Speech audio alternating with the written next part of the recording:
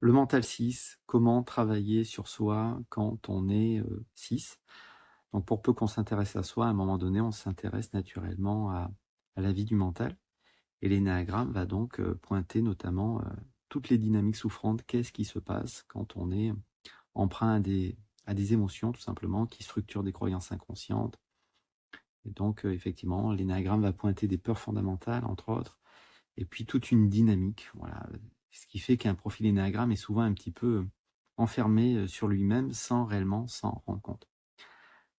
Donc, on va regarder la manière peut-être la plus efficace et la plus simple de travailler son énéagramme, c'est eh bien justement l'harmonisation des 3 centres. Donc c'est ce qu'on va regarder, et on va regarder aussi eh bien l'attention première de son intégration. Effectivement, j'avais mis en avant il y a quelques temps, quelques années, hein, je crois que effectivement on est souvent bloqué par l'attention première de notre intégration. On va regarder ça tout à l'heure. Donc si vous suivez la formation en ligne, et qu'à votre sens, il manque une vidéo, je crois que c'est assez complet quand même, eh bien, vous n'hésitez pas. Tout simplement, vous me dites, écoute, j'aimerais bien que tu me fasses une vidéo sur tel sujet. Vous regardez si elle ne fait pas partie du pack de 91 vidéos. Et si elle n'en fait pas partie, je serais heureux effectivement, de faire évoluer ce programme. Mais à mon sens, il est quand même assez complet. Enfin voilà, vous me direz. Donc, le 6, très brièvement, on va en reparler, mais on ne va pas présenter. Hein. On ne représente pas l'énéagramme, on n'est pas un numéro. Il n'y a pas de vérité à niveau mental, qu'on le veuille ou non. Effectivement, là où, par exemple, certains ont vu de la peur, puisqu'on parle du 6 aujourd'hui, eh bien, peut-être que d'autres personnes vont vivre de la colère, ou de la tristesse, ou de la frustration, là où certains vont vivre de la trahison. Voilà, j'en passe et des meilleurs. C'est-à-dire que l'énéagramme nous amène aussi à une forme de reconnaissance, voilà, reconnaître l'autre dans sa différence. Voilà, j'accepte que l'autre est différent de moi. L'autre a raison pour lui, d'une certaine manière. Ça ne veut pas dire qu'il faut que je sois d'accord avec lui, mais l'autre a raison pour lui et je ne peux pas réellement le changer. Voilà. Alors, le 6. Le 6, on est au cœur du centre mental. On va commencer par là. Alors qu'il y a le centre mental, qui est représenté par les points 5, 6, 7. Il y a le centre de l'image, qui est représenté par les points 2, 3, 4. Et puis il y a le centre instinctif qui est représenté par les points 8, 9, 1. Dans l'imaginaire, on dit que 2, 3, 4, c'est le cœur, 5, 6, 7, c'est la tête, et effectivement, 8, 9, 1, c'est les jambes.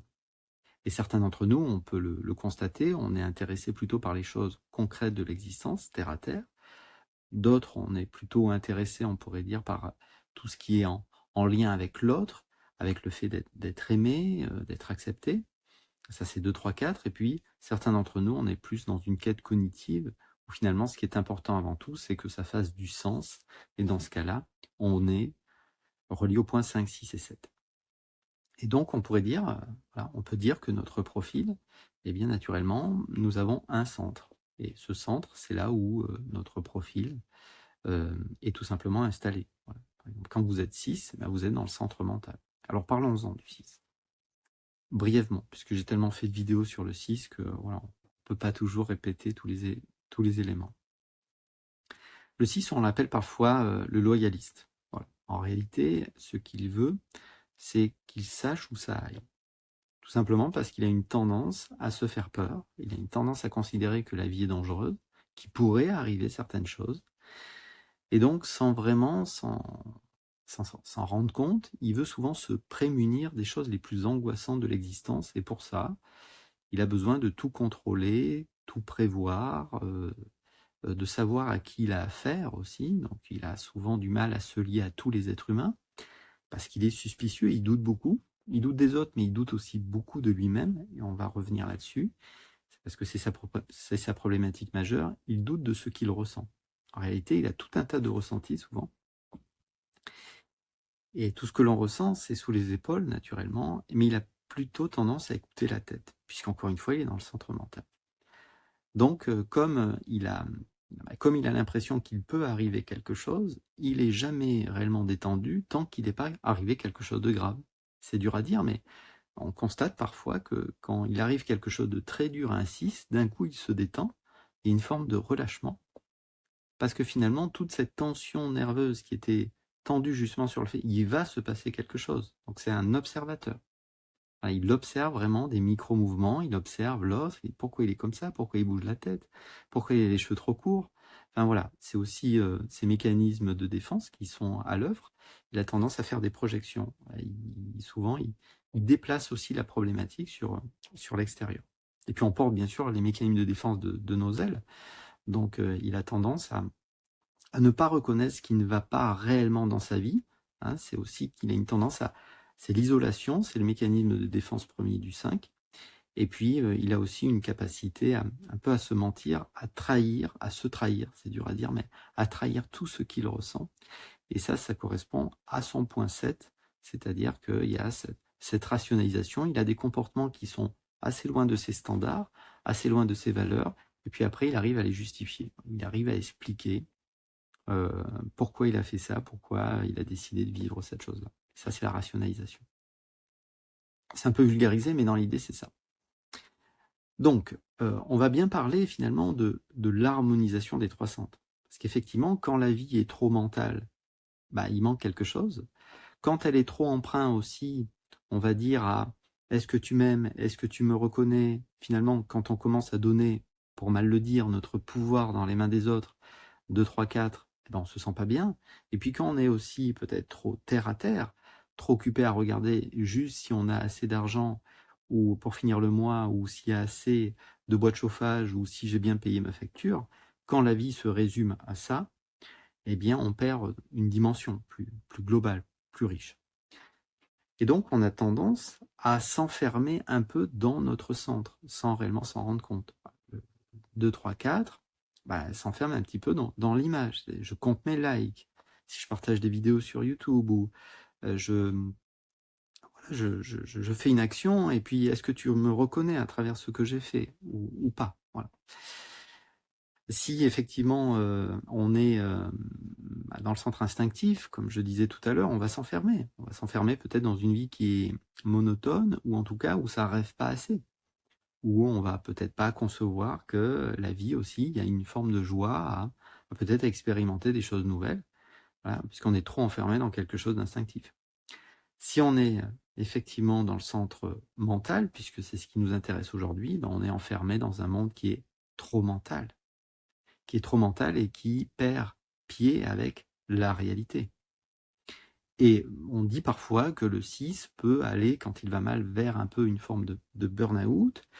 Pourquoi? Parce qu'effectivement, il a tendance à ne pas s'arrêter. Quand il va mal, quand il est un petit peu en souffrance émotionnelle, c'est là où il fonce davantage.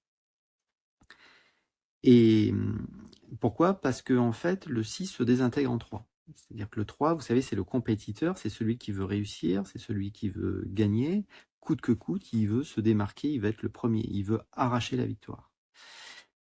En fait, quand le 6 va se désintégrer en 3, il ne va pas effectivement vouloir être le premier, se démarquer, même s'il va développer une attitude un petit peu plus originale, il va, on va dire aussi, ne plus vraiment nourrir ses valeurs. Il va en fait vouloir réussir, il va vouloir surtout ne pas être rejeté par ce qui le sécurise. Parce que c'est sa peur fondamentale. Sa peur fondamentale, c'est de ne pas avoir de guidance claire, de ne pas savoir où ça va. Voilà, son mental est structuré sur le futur, et donc il veut savoir où ça va. Donc je veux pouvoir me reposer mentalement sur quelque chose de stable, même si cette chose-là, je ne la vois jamais.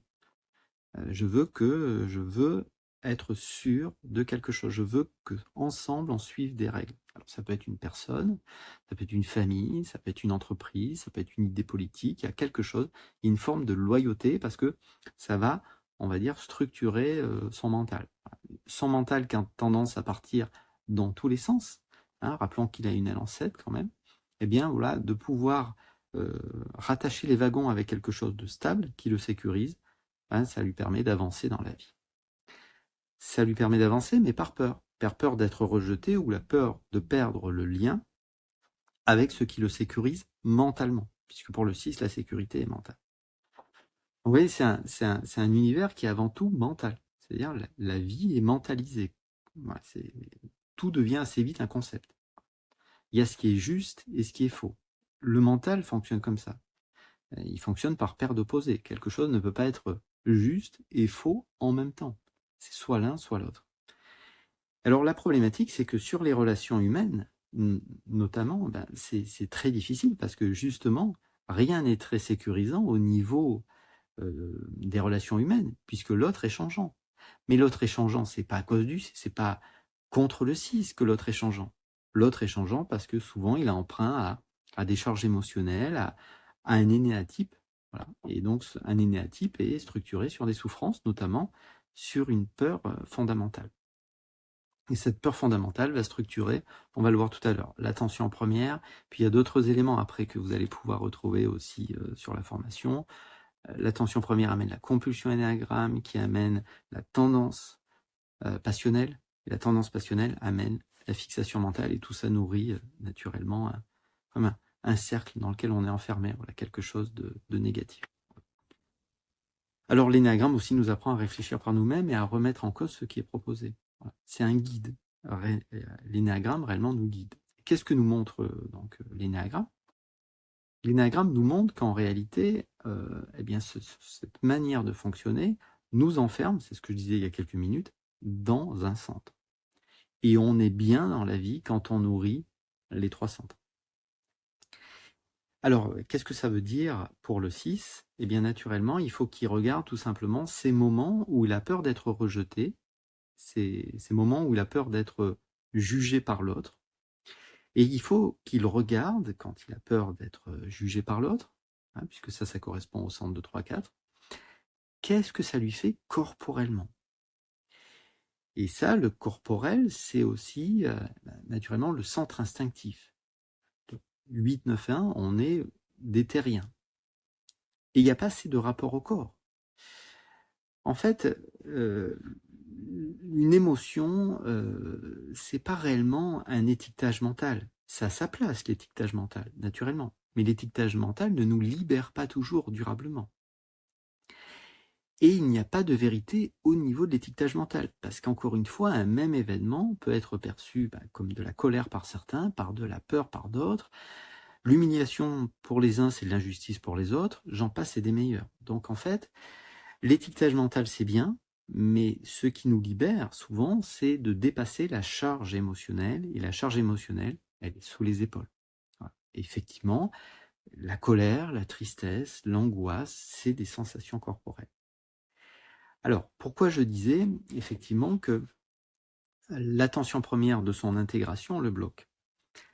Parce qu'en fait, quand il est plus présent, eh bien naturellement, tout un tas de sensations remontent. C'est-à-dire, justement, pourquoi il pense toujours au futur, pourquoi il organise, il planifie, etc. Ça lui permet de ne pas prendre en compte son corps, et notamment des sensations. Et ces sensations, d'un point de vue cognitif, ça ne présente pas beaucoup d'intérêt, voire c'est un peu enfermant. Alors la peur fondamentale 6, on en a parlé, c'est la peur de ne pas avoir de guidance claire.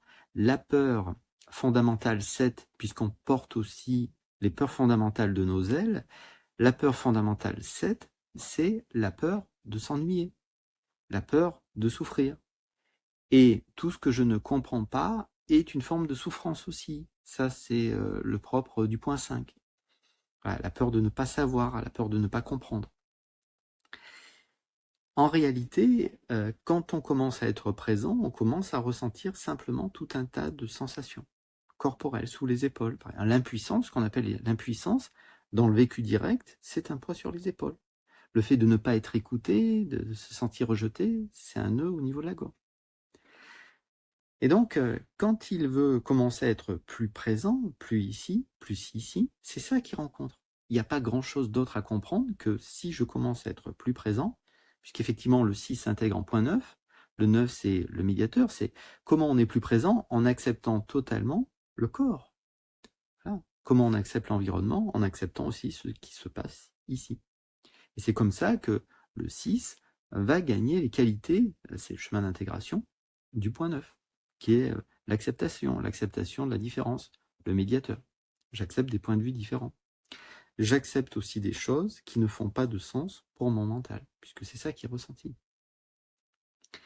L'harmonisation des trois centres, c'est ça. C'est-à-dire qu'à un moment donné, on peut simplement regarder que le 6 a tendance à rejeter non pas son corps, parce qu'en fait, là aussi, vous pouvez avoir tout un tas de pratiques qui vous disent « je sens mon bras, ma jambe, mon pied ».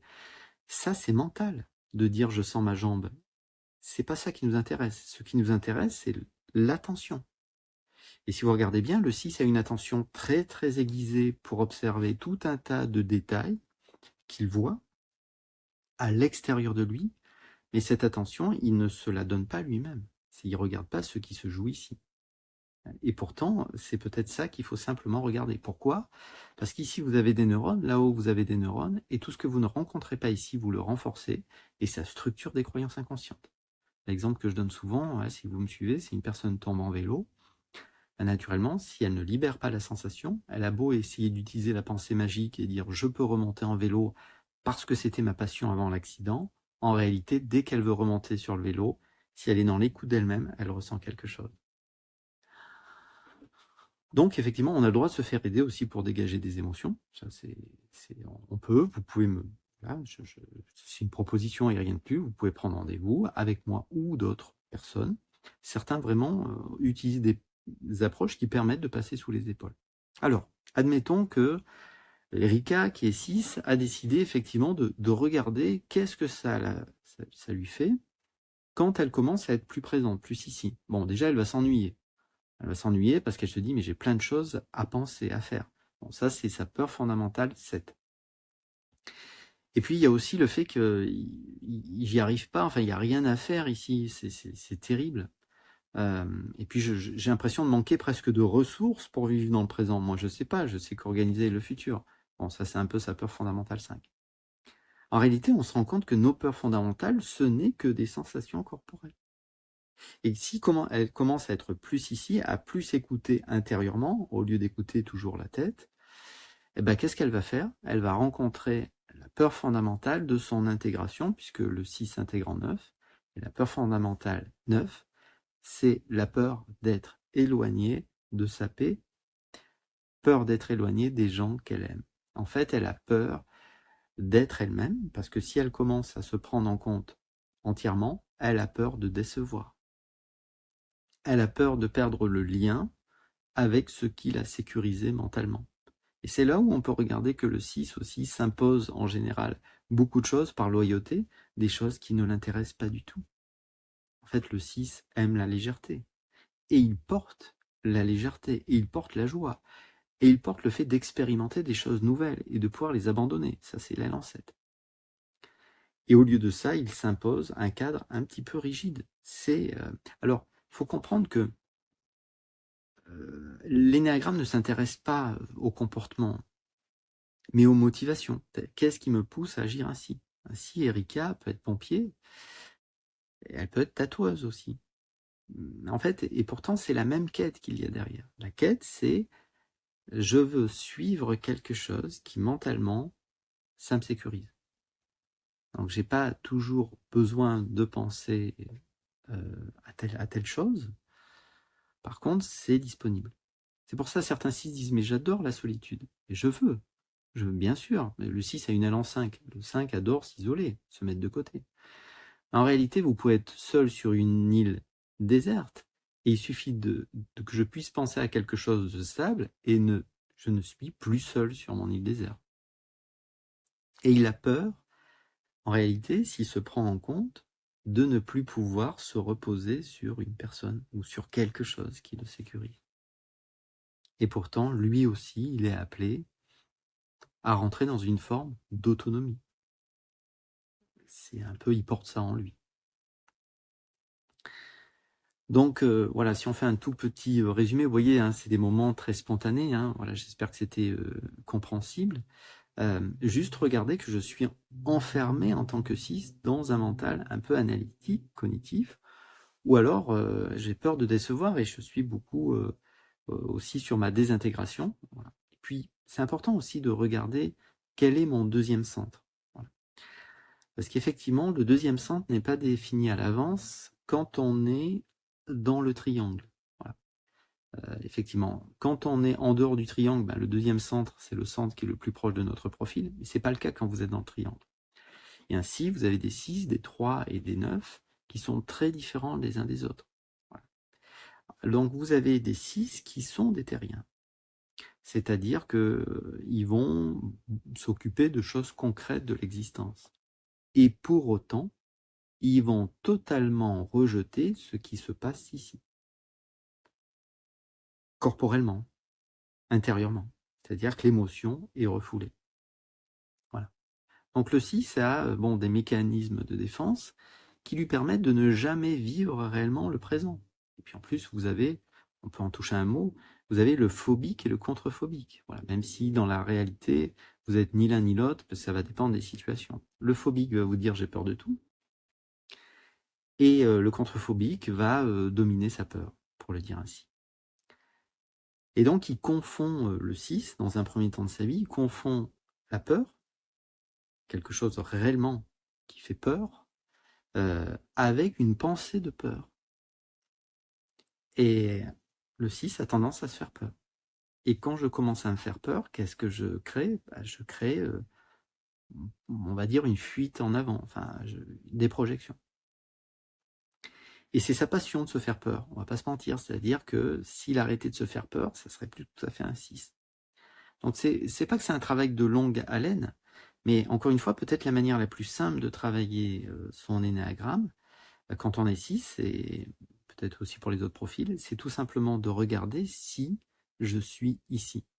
Si je suis ici, je prends en compte ce qui se passe sous mes épaules. Et en fait, il a très peur, le 6, de prendre en compte ses sensations. Le mental a peur d'être englouti par ce qu'il ne comprend pas. Et une sensation, vous ne pouvez rien en dire intellectuellement. D'un point de vue cognitif, il n'y a rien à dire à une sensation. C'est tout, c'est un poids au-dessus de la ceinture, c'est un nœud dans la gorge, mais il faut comprendre que tout ce que vous ne rencontrez pas, vous le renforcez. Voilà. Donc à force de vouloir rejeter une sensation qui apparaît, ça finit par devenir une anxiété. Et plus je veux rejeter cette anxiété, et plus elle finit par monter. Donc voilà, aussi ce que je prône aussi beaucoup, c'est la rencontre sensorielle. Alors parfois, la désensibilisation oculaire que je propose au cabinet ou en ligne, peu importe, accélère ce fait de se rencontrer soi-même dans toutes les textures, et notamment le corps. Bon, ici s'arrête ce petit moment spontané. J'espère que c'était assez clair. Peut-être. À bientôt. Voilà. Au revoir.